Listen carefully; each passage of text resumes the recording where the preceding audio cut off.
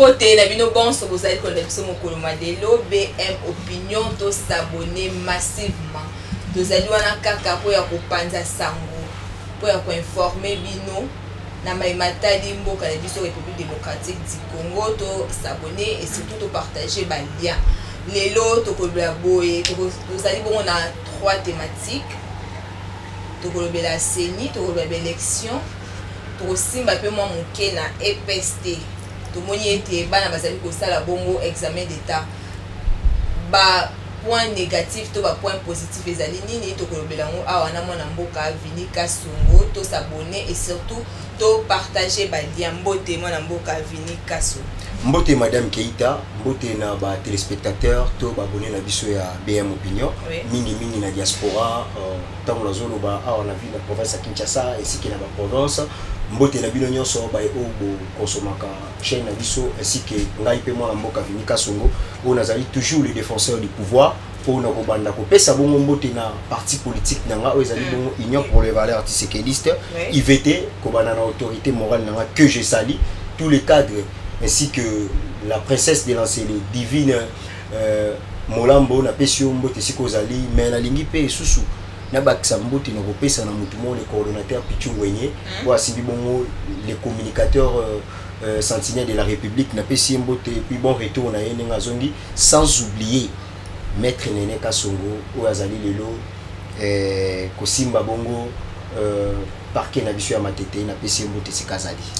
Merci bana mboka vini Kasongo to le bilan ba actualité ya mboka na biso to moni ete lelo tozali bongo mardi deuxième jour ya preuve et examen d'état au Tambola qui est tant qu'investigateur et tant qu'analyste au moni mouvement au examen d'état ba session comment est-ce que vous allez se dérouler?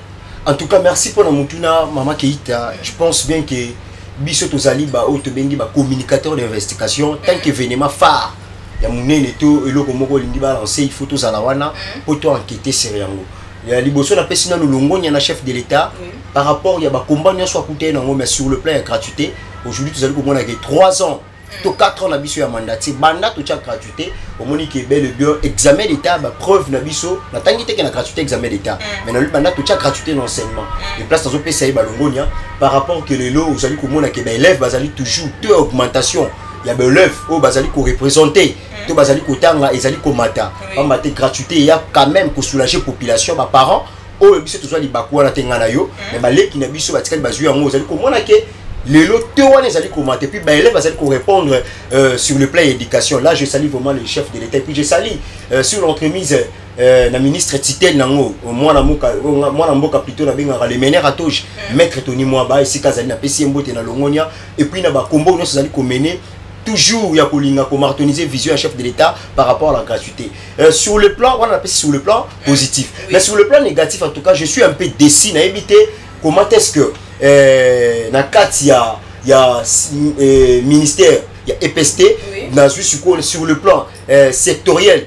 Quand je parle sectoriel on a ba proverbe je pense bien que yokoyi ba place sur ba district nenge zalaka j'ai essayé un peu de sillonner. En tout cas j'ai été choqué par rapport à ba biema et ba finaliste na biso omoni lelo balobaka la jeunesse et l'avenir de demain et puis lelo ebi lelo balobaka éducation c'est élément de base parce que lelo ba élève biso bazali kolongwa kotika auto bengi bongo humanité pour na ko entamer auto bengi monde universitaire ou la biso comment devenir responsable mais lelo ça n'a pas si komona sur le plan habillement je sais pas tant que tu t'en es autant il avait quand même des conditions bah rigueur qui quand même na ba école to bande autant mais lelo ezali ko sala nga pasi comment on élève azali ko kendina jip ya jean oh peso ko tali voilà oh ba bengi pena examen d'état c'est loko c'est l'état oh atie pour na kotala et donc niveau capacité ya mwana pour le bien défendre ni na sur le plan universitaire mais lelo so tali habillement c'est très grave et puis ba habillement na mingi na zo bela ko na émission ya kilelo mais ça passe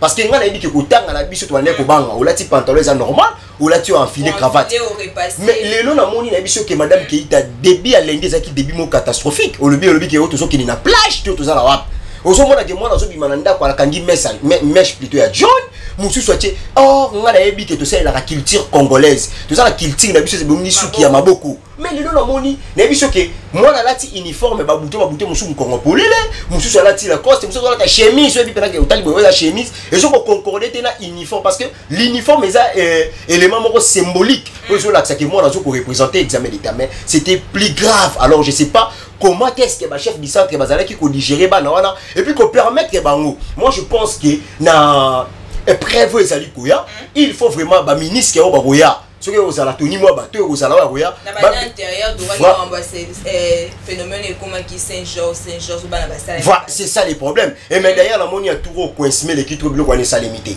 mais dans un risque peut-être c'est la tina fort il y a autre zolo ba bilo ko wana toujours senga la ba aider mo konzamboka parce que mo konzamboka ça na souci pour redorer l'image ezaka ya mboka na teka la diplomatie non sur le plan aussi éducation on doit redorer l'image de l'éducation yango moni keloko alobi na sengi vraiment na inspecteur ba chef du centre bato baza pemeni ya ministre sectoriel ya EPST bosunga ministre parce que sur le plan éducation et c'est le mot exact clé parce que ba paré belé lobi que na matisa muto kapara zo ba la tango ya Mobutu ezaki boité mais tala na tango ya président Félix Antoine Tshilombo ozomona donc directement les gens s'attaquent directement au chef de l'État. Or, le pouvoir est décentralisé. Les ministres sont là, gérés par le Premier ministre. Alors, il ne faut pas mettre un peu c'était sur le plan éducation, sur le plan de d'ailleurs, je salue encore l'enthousiasme, l'impulsion. Il y a Mouto Lelo à Sali qui Lelo na Ituri parce que l'examen a qui lancé dans tout état. Même place de le Bélarangano te met à ma Kambia Ituri insécurité. Mais voilà, il y a une émission sur que Lelo, j'ai des images, il fallait qu'on a la Kisayo. J'ai salué le gouverneur Letina Kachamaluboya, Johnny. Oh Lelo! Depuis 2021, j'étais venu au mois de juin. Village où on a le Babaï Kongoma ni Bakindi. Je pense qu'il y a beaucoup de Congolais qui sont abonnés à Batala Rayango. Bakindi côté la village à Bogo. Où ils sont qui inhabitable. Mais Lelo n'a pas eu que Bana va présenter des preuves des états kuna. Donc ils ont le mot à féliciter et à louer parce que deuxième tas de siège toujours mandaté na biso ebi en 2019 et puis Lelo monique village wana bat masala raté le mois de juin non pas au mois de juin depuis 2021 Bana va pour ça mais Lelo oyo sous l'impulsion à chef de l'État entre Namokitani na et Lelo lieutenant général Kacha Maluboya que je salue que je félicite aussi là pour la fraternité Lelo Est Ituri précisément qui nous ont depuis Bana Bakei je vous dis et ça qui n'est envoyé mon compétent que gouverneur militaire à lancer Niniwana Lelo Bogo Tchabi Bana bazo présenter des preuves baza peut bien sécuriser batuma rôle baté que nous a aussi na pesi bango mbote sur le plan là en tout cas je félicite le chef de l'État na marambo asali mais kasi tout monde y est que ba parents bazali ko se plaindre bazali ko dénoncer te bana na bango yo que nous savons examen d'état na kati donc des ordres ezali wana ba surveillant ko senga bambongo ba chef de centre monsieur pe ba lié bambongo ya bato donc na place wana est-ce que l'État a l'année qui ont malamu to a bêta qui c'était na bail oyo ba ko na centre pour ko surveiller ban omoni mama Keita moi je pense je connais le maître Tony moi babion oh na yebi rigero azala na moi yebi moi ba ndungu qui mais le maître était toujours là ba ndeko continuer kozala na rigueur na yebi que ba réalité ebimara mais moi je pense que après ba bref au bana bazali ko présenter je pense qu'il va sanctuer ça parce que ça yo mon petit même atabi solo bino to positionné ba kanya qui l'équipe trop et puis je comprends pas la tout nara pourquoi monsieur la série ne soit bloqué ça la quitter ba dérapage ko mais comment est-ce que ko qui connaît le monde a zoko la corruption même attends en 6e primaire donc que ça là de preuve na bon déjà moi déjà zoko là déjà na lire on a corruption non ce sont des choses à dénoncer d'ailleurs il y a le aussi de mettre dénoncer parce que ba chef du centre baza bateau baza na comme on va représenter un ministre et ce sont là pardon ce sont oh baza bateau va représenter directement chef de l'État parce que bazo kambato bazo contrôler les preuves donné par l'État mais si qu'on peut c'est choquant c'est choquant parce que quand on a la ministre après bref il faut sanctionner bateau tout dans la cité parce que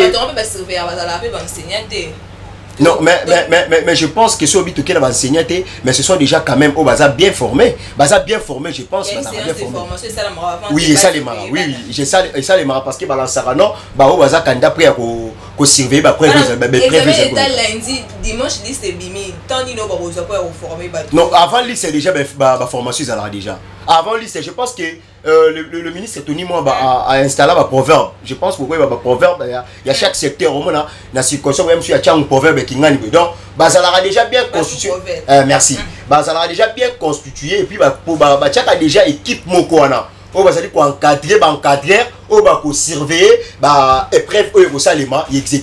Bah ça sera déjà bien formé. Donc enseignante au cause en corps dans cas ça EPSTT mais na jour examen d'état tout na fait tout autre chose au YP au surveiller. Est-ce que na ba tout étendue ba enseignant ba mo au sala elo quoi là. Et c'est un cas toujours coup de poing. Et c'est un rappel coup de main pardon parce que tout le monde ça a combien des enseignants. Il faut y avoir école ba centre il y a combien. Parti politique tous les jeunes il y a parti politique tout ba cadre il y a parti politique vraiment. Non, je pense pas que ba cadre parti politique va se mêler dans ma renseignement. Moi je suis cadre. On a bien un cadre de la partie politique. Mais selon lui qui là qui ça mêler je pense pas. Je pense pas parce que n'a pas fait l'information mon fiabilité. Il y a le bien marambola mais la ligne vision OK. Bah ça la reformer mais selon lui qui ba cadre de la partie politique. Non, je pense pas. Pour marambola tel enseignement et qu'on s'appelle bien de confiner qu'on surveiller mais étant que comme le reconnaître état qui cadre de la partie non je peux pas mêler la marambola tel l'éducation bana. Il faut la tique quand même. Na yebike nous avons aussi quand même des jeunes au bas si c'est déjà classe au bas les cap une étape voilà. Nous avons aussi des étudiants. Prenons par exemple le cas de l'université pédagogique de Kinshasa. Ils payent. Ils allaient former quand même enseignants. Alors si par exemple par exemple les étudiants, est-ce que tu le bac étudiant fallait qu'à les calani et puis la plupart la monde appelle sera étudiants. Les étudiants je pense que va cause à la GD bon tu comment appelle un système LMD parce que on va sortir on va la formation va solliciter on plutôt la formation va passer formation va puis liste et mara l'image bon bah on va retenir bon ça même sous 500 mais va retenir des fois liste bima bah voilà me soit remercier bon c'est la table après Veroya au Veroya ndebo ça la mais pour l'instant on a le bagage parti politique je pense pas parce que tu dois concentrer na ko kamba o ba ya kolandela o etali makamba pardon mo kamba ya mboka donc otala ndenge mboka ezali ko kende et donc etoko mais et ça sur le plan plus peut faire yango mo to sali ba analyse nango ya ko déplorer sur le plan négatif na positif sur le plan positif je pense bien que makambo ezali ko kende bien sur la prémisse mwana mboka vini kasungu matata mponi lelo akise bongo mwana mboka bat la justice matata mpona azali ko se plaindre ete président Modeste Barati azali ko organiser ba complot contre lui. Est-ce que ezali te lolenge ya ko sidi sa carrière ya mwana ya matata mponi? Je pense bien madame Keita émission passée tout ça là dit non ah ba ikongoma ni balanda ka mingi ba yebi lo to lebele ma matata mponi omoni lelo ba matata mponi baza ba donner des leçons te na mboka o. Je vous dis ce qui est vrai. Et sur matata mponi lelo et bien c'est ngona passe tika la lo balon que tu qui se justifier devant presse. Oh, Bengi presse, devant on a déposé plainte, tout ça contre complot. Non. Moi, j'ai suivi son excellence Bahati Luko. Est-ce que Bahati Luko m'a dit que Luka procureur près de la cour qu'on saisir bango? Non, totalement ba image. Oh, il procureur le bien clair. Et ça là ben indice sur relevé. Oh, IGF a soulevé ngo contre monsieur Matata Mpogno. Concernant la part agro Bukangalonzo. Est-ce que Wana exact question qui m'attend. Mais déjà bah interpellé qui non, mais interpellé mais tout sous terre. Est-ce que on a dit déjà décision finale de Bimaki? Bah est-ce que décision finale de Bimaki non tout ça. Non, peut-être que coup interpréter qui m'a bé. Mais coup arriver bah notre dit non, au moins il le photo et bara interprétation il y a la façon belé. Je pense bien que dans le cas du Goya peut-être que maître Wino ou maître Cédric interprétation est tellement rambouya il y a cours juridique aux arabes on va expliquer le procédé. Mais pour la que moi j'ai vite compris que peut-être coup interpréta qui nini code bien mais ben qu'on revoit quand même matata mponi a des ennemis se sont reposés contre l'IGF faut insister encore il y a un moment qui ben qu'on saisir mon conseiller Sénat le président du Sénat Modeste Barati Lukwebo où est le mal où est le complot ngala landi yango pourquoi on a moment où tu veux qu'il y ait une élection non omoni ba te belé bazo le belé tout le bagé belé le lobo so condamné biso que population doit souffrir sur le plan social. Et l'eau exacté, dollar et mata, stabilité monétaire exacté, tout ça, l'eau va goliaté, ma sang exacté, faut exacté. Mais tant que le cas traduit en terre, il y a crime économique, on a devant justice, vous savez pourquoi? Pourquoi vous condamnez Bissou pour le acharnement, maman Keita? Le lot, ils ont permettre Bissou, ils ont l'homme souffrir de la vérité. Mboka Oyo, est-ce que Mboka Oyo est une richesse? Mais maintenant, il va vous mettre Mboka Oyo. Si on va dire que sur le plan économique, mais maintenant, on fait partie aussi à la liste de Mboka Oyo. Mais le ce qui va interpeller, on a loin de là, est-ce que l'élection déjà salémie? Non, l'élection est salémie. Tout ça, la procédure, il y a aussi l'élection. Mais ce qui va interpeller. Je pense que même si qui m'a course parce qu'il m'a quitté. Donc, il y a la terrain, il y a la chambre à louer. Ma chambre à louer. Même si on a la chambre à louer. Ah, on a la chambre à louer, on a une distraction. Pour le fiche électoral, il faut le bilan à Sainte-Thérèse. Il faut que le bilan au Libanda. Aux députés nationaux, il y a une assemblée. Yebisanga ndeko wana za la titre ya qualité ni. Pour les bien ça député national ya Elia Lukunga, bâti par élection Tambwe. Sur place ni ne suis moninga ke koloba. Na yebisio koloba les non événement, ils ont chambre à louer.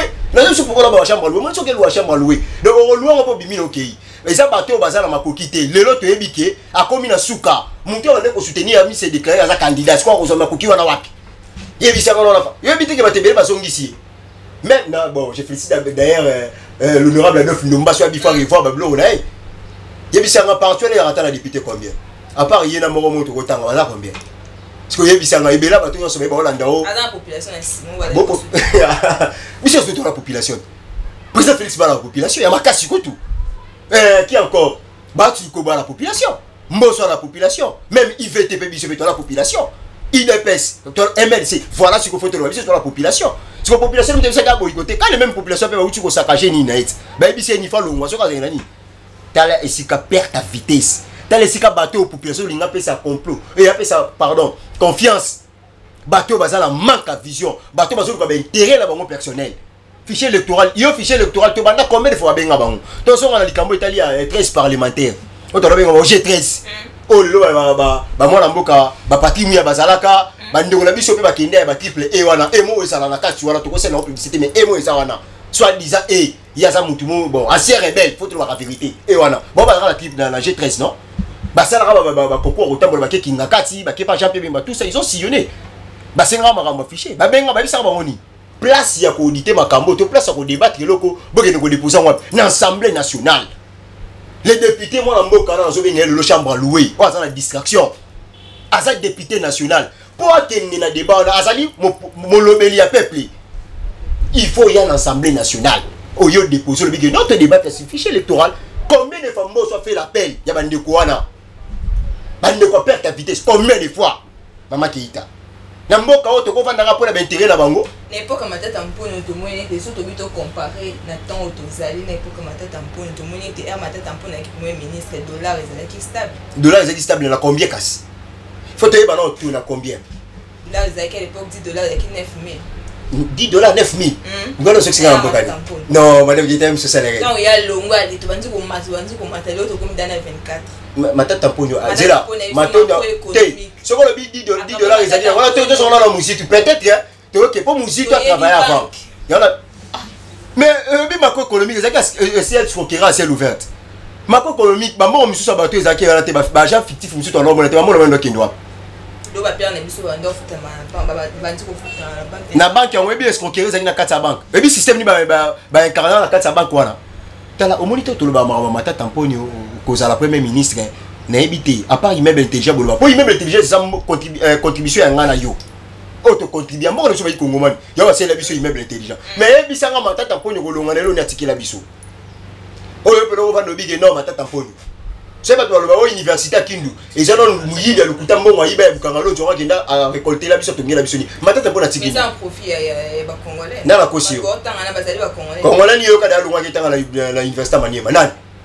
oh ya zalia ebele la plupart la biso ebele mais pas na mboka pe bazali ah ya ningini et puis l'université on fonctionne ningini yo kada en plein nango oh écoute ça ba privé et comme le canal ngo madame Keita on ba matata po baba tutoko lobela raté na mboka o nzamba limpisa ngai asombela biso ba vie kuva ba ki pa vite kinana yo ka vient de salata 1 mois akuta ka compagnie EOS bino bolobela biso ke to bomi mais mon taboma compagnie wana ya aboma compagnie wana akeso meso bakipa vita ce qui va noirite ce qui va yango ne kufa oh e kufa kono zebisa yo bukanga lo zongo to ya to ganga we to kolia masangu to konyata ya combien ah mama Keita ndinga ndeko vina akina mboko to na benga rafisi du peuple omoni lelo biso to bato to défendre la pouvoir sans couleur politique bien sûr que je suis nalia te oh ngana olia nzamba zotala na reconnaître o pe na lo ba mettre ne kasunga zo kanga nalia ka o na yeba service national.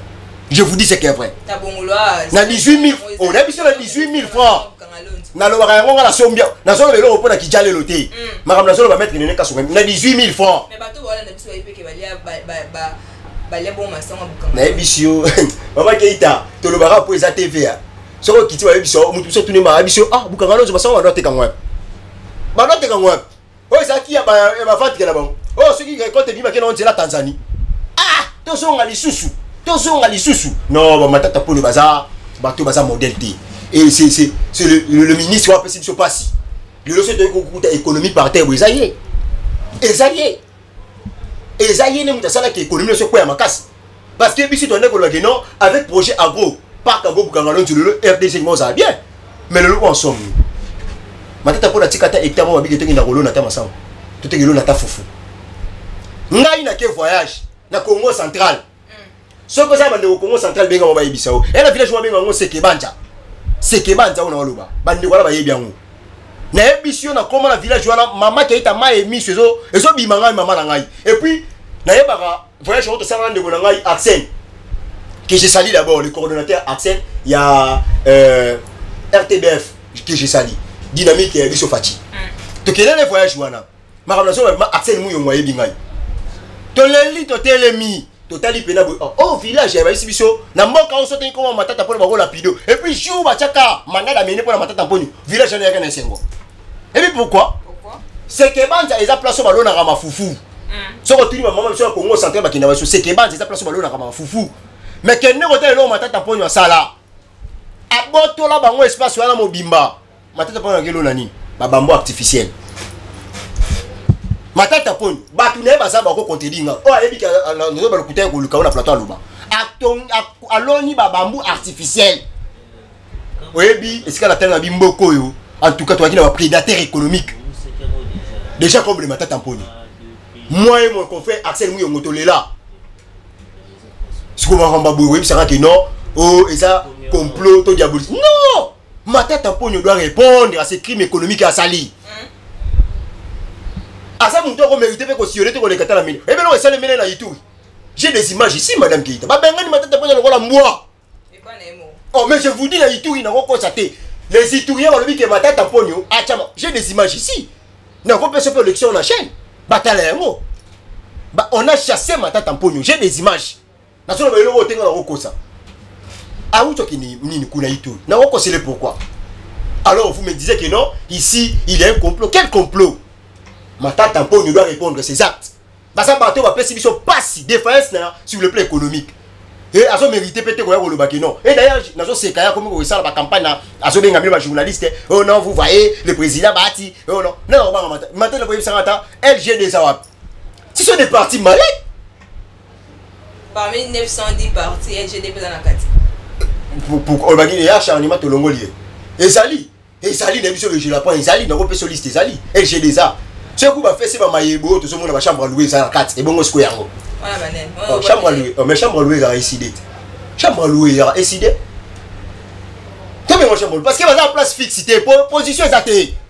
Tantôt non, on doit aller aux élections. Moi je suis candidat unique. Tantôt donc ça va tout va bien chambre à louer sans vision. Et puis chambre à louer on rebi balanda ou on ni chambre à louer. Le roi qui est décidé la Bible la chambre à louer. Donc ça la vision té. Donc tous les baki ba mata tampogno. Basa bato to kombete la tout le temps. En 2023 on a décembre candidat d'état exacteur au Téléma. Je suis à moi la moka Félix Antoine Tshisekedi. Population zala. Population de Mokonzi. Article 5. La souveraineté revient au peuple congolais. Et ce peuple là, ils ont gagné. Et ça peut avoir la biso. Donc basa déjà la conscience. Ataba 10 20. Basangana wuti yango na bakomela opanzana na yebisa ke basangana bakomo panzana. Les seules oppositions d'Agimaka c'était l'IDPS. C'était l'IDPS. Et bande ko na no mo popo ba bi que l'IDPS en soutenir bango. Yebisa ka fayi luponi azali non. Depuis qu'on a eu notre mandat, tout ça dit 4 ans, yo mona ta ville monte Tambogo. Yo mona ta modo de fayi la pesi ba tosi bande ko chambre loué mona da basala. Mais ba pesi te skoto. Alors et là, qui est opposition à péter? Je vous dis ce qui est vrai. Candidat de mon côté. Aucun candidat fera face à Félix Antoine Tshilombo Tshisekedi. Tous en a été aucun candidat. Ah, l'émission dans le bien. Basanganya wa oh na basang. Yo quand on dit basanganya ba juif. Basanganya ba soudanais. Basanganya ba sénégalais. Basanganya ba ougandais. Na ba burundais mo basala kati wana. On dépend des mers entre Bangazade. Ah. Les bijoux c'est qui n'enregistre. Tant que le bol big acharnement. Na ka tu vas sénégalais basati. Na ka tu vas sénégalais basa, ba mi yebeli.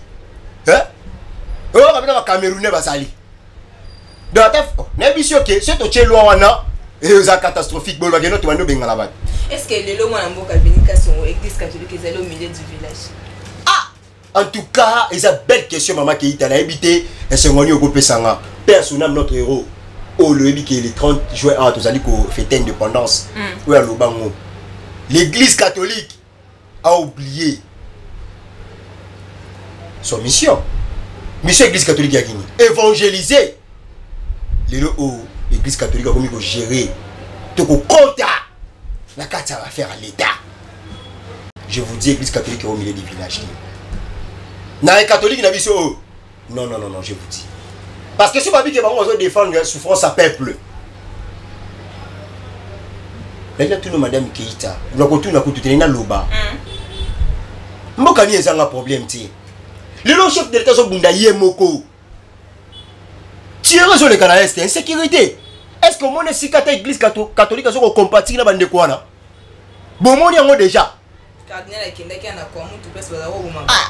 Est-ce que pour nous, tu as conflit d'attendre tia est?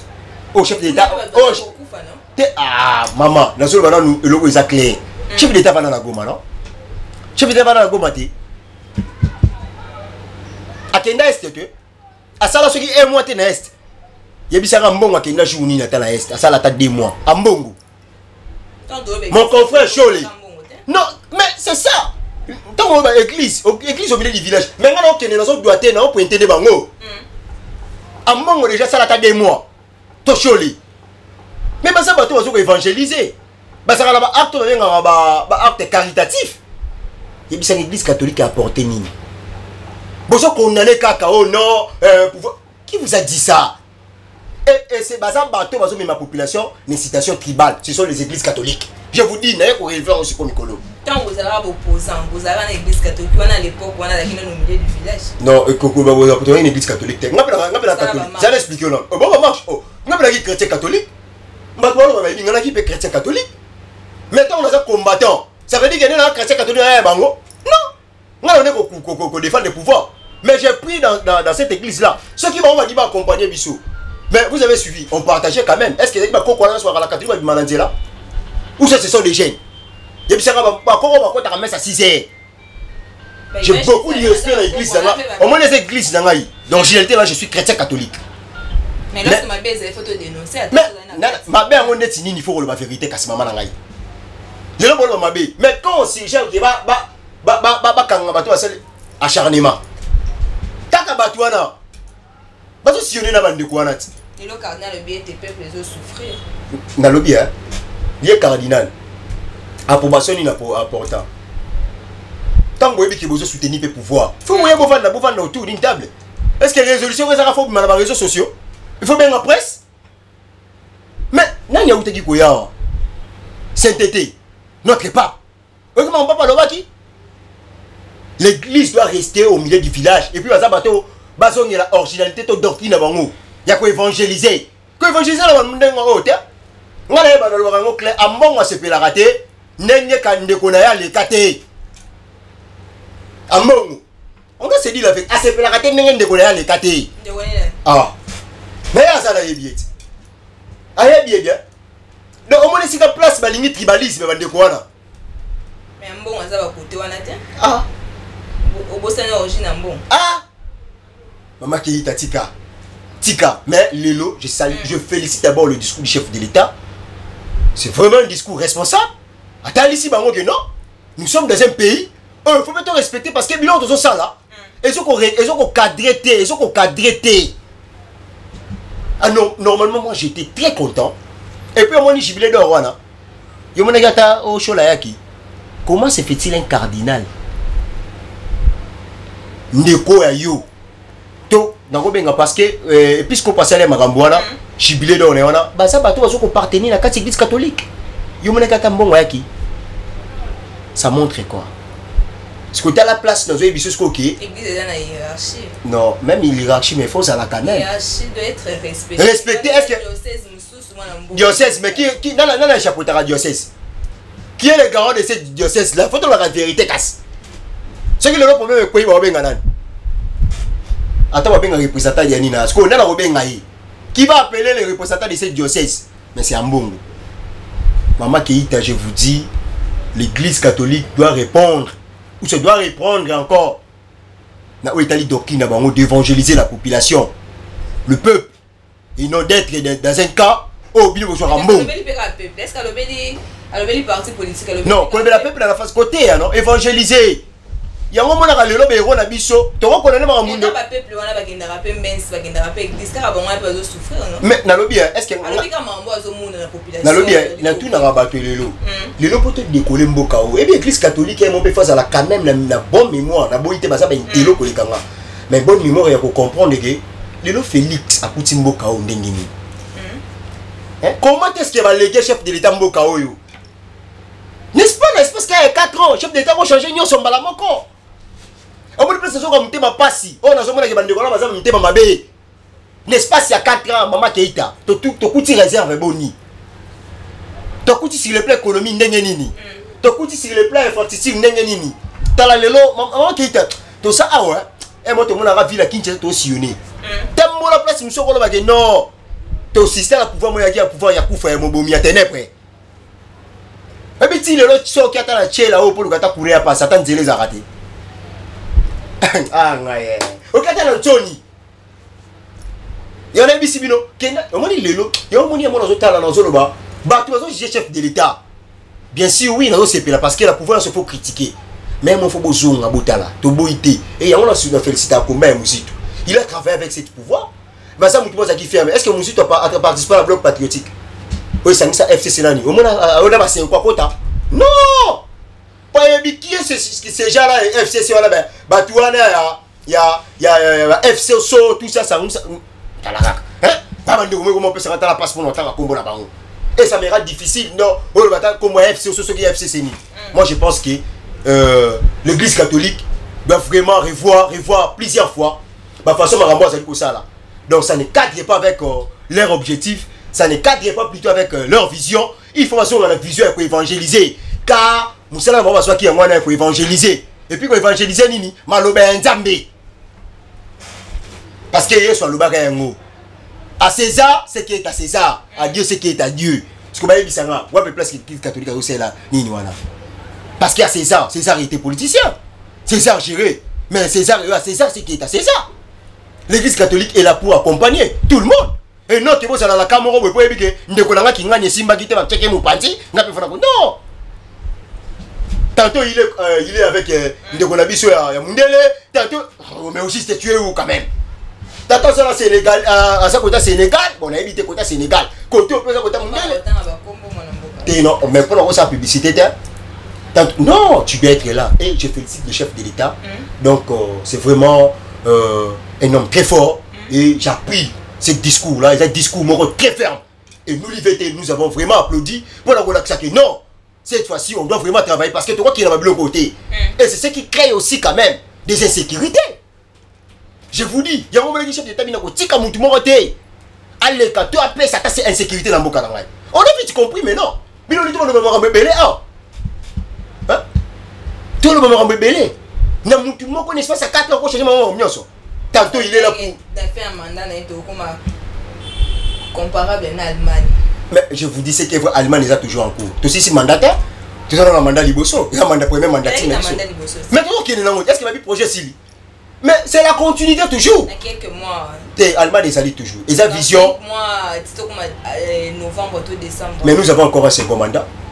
Et je vous dis, parce que la population a mis dans Félix. La population peut nous voter. Mais à l'Indi, qui vous a dit que la population a désavoué le chef de l'État? Parce que la population est tout ça. Qui a dit? Et je vous dis que Félix Antoine Tshisekedi aura encore un second mandat. Tout ça on a. Parce que la population est mise pour consommer. La population a pour ça changement. Et c'est le changement. Selon du bon côté de l'histoire, c'est Félix Antoine Tshisekedi. Ce qu'on a dans l'Indi. Maman qui a dit que va te béler, va bien rabi sur un mot, va bien le téléphone, va comme coïncidité. Yo vraiment, Mungamba, qu'est-ce que Félix fait pour toi? Non! Mais on comprend que va pouvoir. Mais nous sommes là pour défendre. Et moi j'ai suivi les quinquennats, j'ai suivi la vision du chef de l'État. Et c'est ce qui m'a dit que non, tu dois soutenir le chef de l'État. À ça monter au lélo des pères et des mères. Moi je suis de Olomami. Naza Swahili à 100%. Yebisanga na ça ki jalelo la ndengeni. Na kosa la ki jalelo la nini. Je suis Moussouaïli. Je suis là à 100% que je travaille. Mais ce que je soutiens le chef de l'État. Je soutiens vraiment son discours à Salakina Moujiman. Et je dis vraiment, dans l'église catholique, en tout cas, bazonga la doctrine à bango, bazonga la nina bango bazali kosala, bazonga la oyo babengi doctrine à bango donc oyo balobi rendez à César ce qui est à César, à Dieu ce qui est à Dieu. Biso to linga to ki na makambo itali biso te. En tout cas, vraiment c'est regrettable. Bande ko na biso wana. Les appels c'est les seules générations la monnaie. Moi je demande à Chole. Ni azo kanga mara place wana. Manda ne peut ici là. Manda ne ici oui, manda Chole ici là. Et tant que secrétaire en Senko, manda ne ici là. Ya bien côté. Atika pe ba misu azo kanga mara là pourquoi? Manda Chole ici là. Ya biso azo kanga mara. Manda ici là, manda Chole ici là, manda Chole ici là. Azo kanga mara là pourquoi?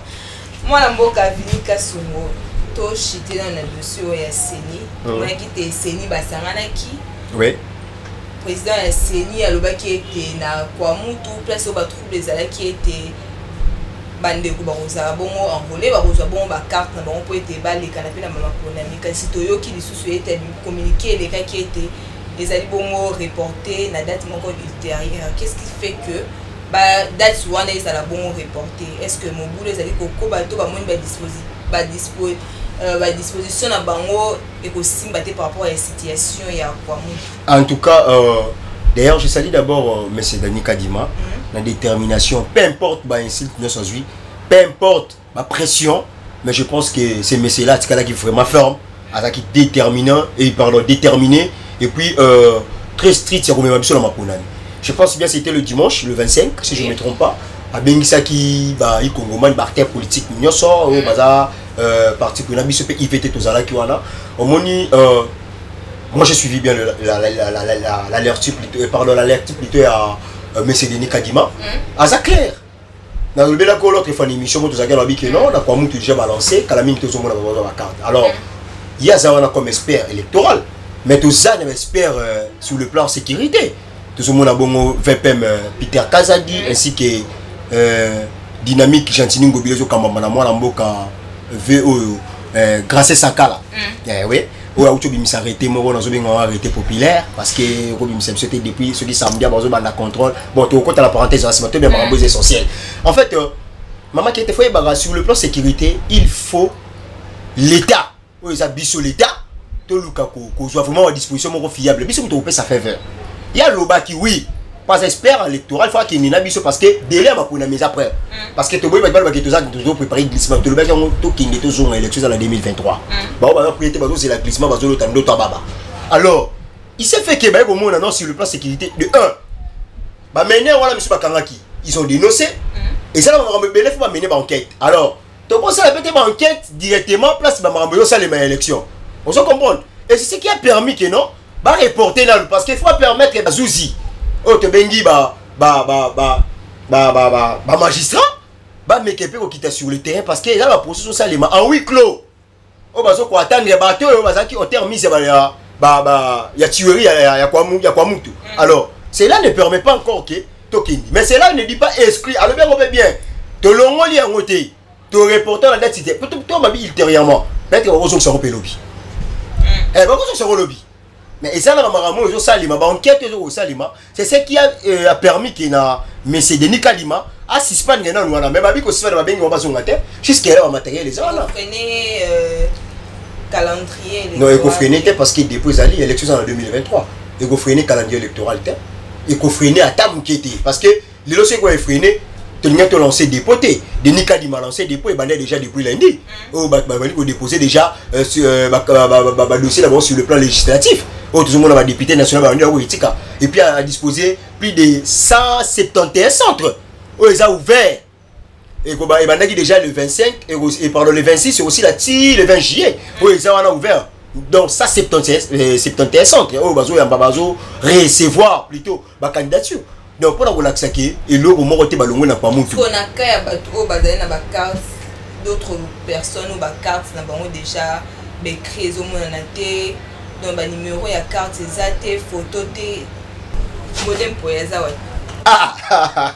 Maman Keita lelo tuninga sur cela godé po na yebisa ko ni on a eu place au moni jeu de ping pong te coussin te biso to défenseur à pouvoir surtout biso to lobaka dans la ville à Kinshasa lo mo échapper biso te les autres sukiwa na yebisa rayo maloba na nganga omoni dynamique ngobila omoni dynamique ngobila ndenge sambusi Godin Poi mutande ko publicité non le gouverneur le plus meilleur et par la plus meilleure on a biso yaki Gentini Ngobila gouverneur azaki exceptionnel mutu azali les autres sukiwa Godin Poi asata et je vous dis déjà que Godin Poi a un départ to suki wapi omoni j'ai à ping pong na yebisa ko OK population s'attendre na lo côté na assemblée provinciale ezo kama na mwana mboka Godin Poi na Gentini Ngobila personne ne va pas non l'homme qui soutient le chef de l'État soi-disant Gentini Ngobila le barana takara personnalité n'a été mais gestion Gentini Ngobila là homme fort ah nanini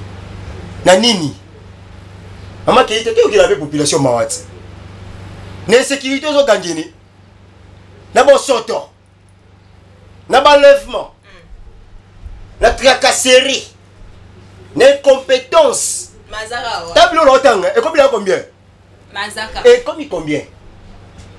combien 5 où est la part non dynamique Gentini Ngobila il y a sa population c'est le temps de choisir ma député provincial Oyo donc n'inviter la population il est vraiment temps de choisir quoi dit madame qui est défendre le ville à Kinshasa quoi dit le nom de la population vous relève voilà et qu'on sanctionne ma député provincial au milieu memaki parce que vous tinda bango le autre et comme dynamique Gentini Ngobila mbaka Ngobila sur tuning atala pesa bilan na ino ebisi OK sur le plan il y a bilan Ngobila vous ata 0,75 gestion nil oh quand na ebisi OK ba libungu tu omoni mutu apesa biso passe na union sacrée eza kombo to tanga Gentini Ngobila mbaka yo kala te na lobi oh mais boko ça pena na bien roi libota bobota mi libota moko mais la kati libota nyonso arosa parfait bomo na bata basula bazali